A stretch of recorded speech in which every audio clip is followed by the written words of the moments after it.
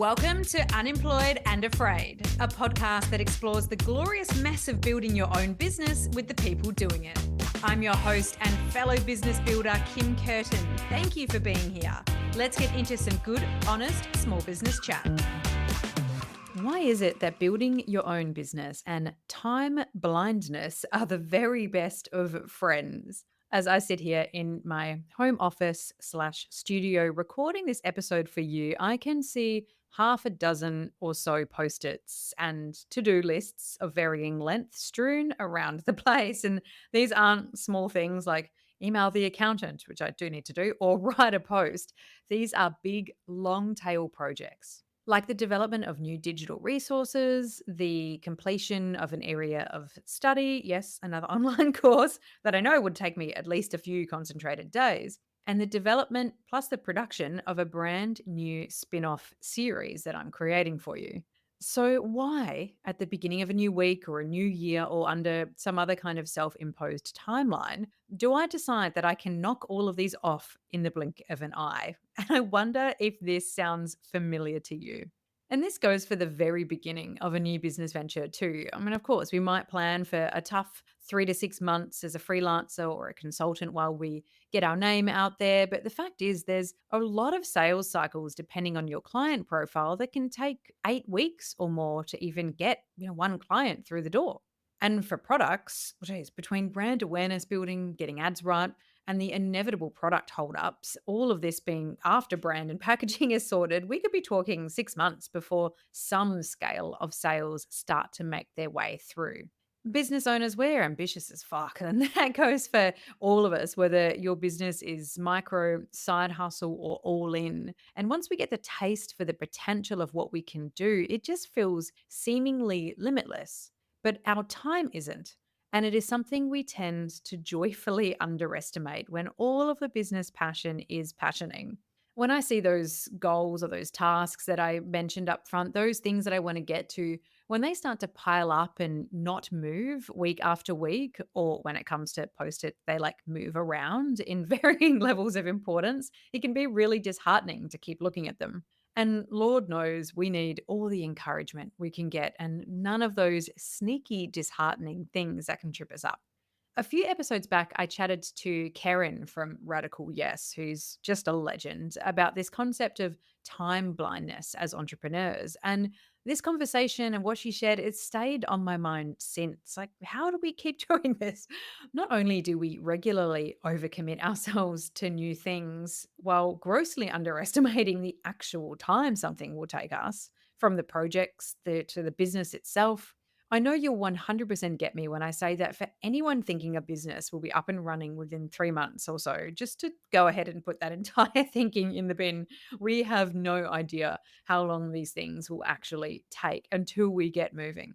So instead of feeling crappy about the things that seem overwhelming, I've been finding ways to feel good about small progress on things. Like that digital resource that I know will be so helpful to so many people creating podcasts, particularly those with guests, that I am desperate to create. But for now, all I seem to do is make a list of the things I need to do for it. But that's actually an amazing thing. As I'm going, I'm making the list. So I'm concentrating on that at the moment. So that the next time I think about it or see that dreaded post it, I know I can just do one small thing on that list or part of one small thing on that list and start to feel a little bit better about the progress.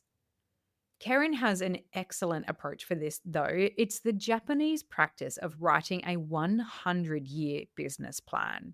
I love this, and I actually love this as a concept for an individual as well, like a 100-year business plan for yourself and all the things you might be doing, time scaling things into a 25-year program to get you out of that immediate and short term thinking and the desire to take action and go ahead and try to complete everything now. That level of perspective can help you on the tough days to know that we are in this for the long game.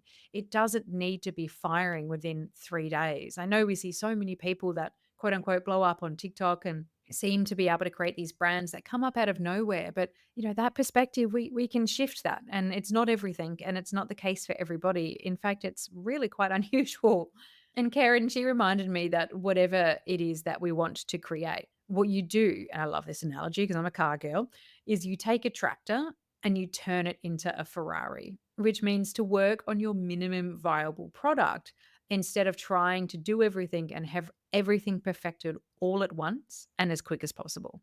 You start small and you build. That is always the way. You do small things again and again until you can look back and see all that you've done. Because we might not even start if we're wanting to see the ends straight away. We need to find the growth in the brick by brick part of it. We have to have patience, especially when money is involved, because as Karen says so rightly, none of us are planning to have no money for 5 years, which is quite often the case for so many of us. But sometimes that is what happens. So instead, we build piece by piece towards the long term vision and proper long term, not next week long term. So I want you to be real with yourself for a second. Are you piling on too big a task to yourself at the moment? Is it really only going to take you a few days or a few weeks to do that thing that you want to do? And how will you feel if you don't do it by that self imposed timeline?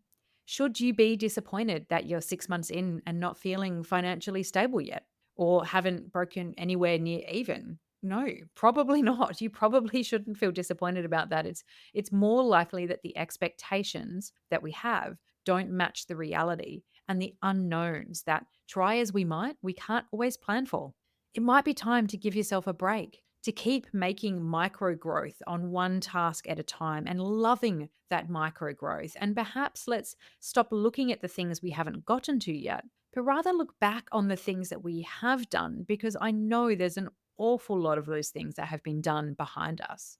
This episode might have taken you around 6-10 minutes to listen to. And as always, I hope it's been a valuable support for you. That's what it's here to do. This podcast, we share stories, insights, and relatable realities about the experience of building brands and businesses so that you feel more empowered along the way and less alone in some of the more what the heck moments that we experience along the way. If you love it, if it does some of that for you, I wonder if you'll maybe consider one day shouting me a cuppa. There's an amazing platform called Buy Me a Coffee where you can donate the value of a coffee, a few coffees if you're feeling super generous. Or if you really love me, you can even buy me one every month on a regular order. What a massive gift and support for the show that would be. But of course, it's never with any pressure that I say this. I hope you'll think about shouting me a cuppa one day if and when it feels right for you. But either way, I will keep showing up here for you. So let's get on with it. Let's keep building. Thank you for listening to Unemployed and Afraid, the podcast for small business builders with your host, me, Kim Curtin. If you love it, you can say thanks with a star rating and a review. And of course, join the community on Instagram, TikTok, Facebook, and LinkedIn. Find us at Unemployed and Afraid wherever you're hanging out, and I'll see you there.